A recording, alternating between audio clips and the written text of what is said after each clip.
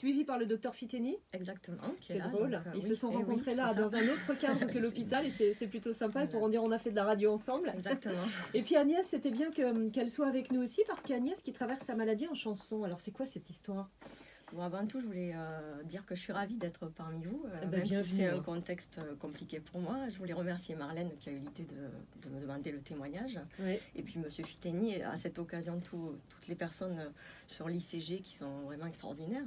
Bon, donc du coup Hélène aussi, que je connais depuis peu. Voilà, en fait, l'idée des chansons n'est pas venue tout de suite. Hein. Il faut dire que quand on nous annonce, moi on m'a annoncé en mars 2019 que j'avais un cancer du sein. Il y a l'état de sidération au départ, le choc de l'annonce, toute la période des examens où il y a le diagnostic qui doit être posé.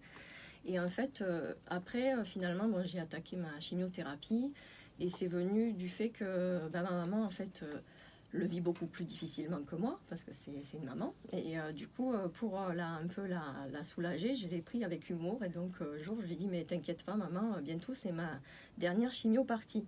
Et je me suis mise à chanter la chanson de Sheila, la reprise de ma première surprise partie. Je l'ai transformée en ma dernière chimio partie. Voilà, à partir de là, C'était pour maman. Oui, c'était pour maman au départ. Et ensuite, je me suis dit pourquoi pas le faire aussi pour moi, quoi. C'est-à-dire que la lourdeur des traitements, on vit cancer en fait. Toute cette période-là, on se réveille cancer, on mange cancer, on dort cancer. On ne peut pas se décoller du cancer quand on rencontre des gens, ils nous demandent comment tu vas par rapport au cancer. Et donc moi, quand je reviens de ma radiothérapie ou de ma chimiothérapie, et j'ai la chance d'avoir quand même de l'énergie. Bon, là, je suis un peu fatiguée, mais j'ai quand même encore de l'énergie à revendre. Et je me suis dit, transformons tout ça en quelque chose essayons de faire quelque chose de plus léger.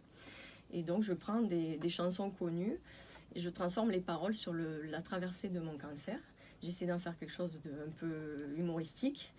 Et après, du coup, c'est resté au début familial. Et ensuite, je l'ai diffusé auprès de mes amis Facebook et auprès des groupes de gens atteints de cancer et aussi de maladies. Et en fait, il y a eu un bon effet secondaire à ça, c'est-à-dire qu'il y a eu un retour positif. Donc à la fois, je m'aide de moi, avant tout, c'est très égoïste, je m'aide de moi. Et en fait, si je peux aussi apporter aux autres, pourquoi pas. Mais voilà, ça participe à ma guérison, on va dire. Chacun trouve sa solution, c'est incroyable. Voilà, c'est des choses comme ça qui se créent, c'est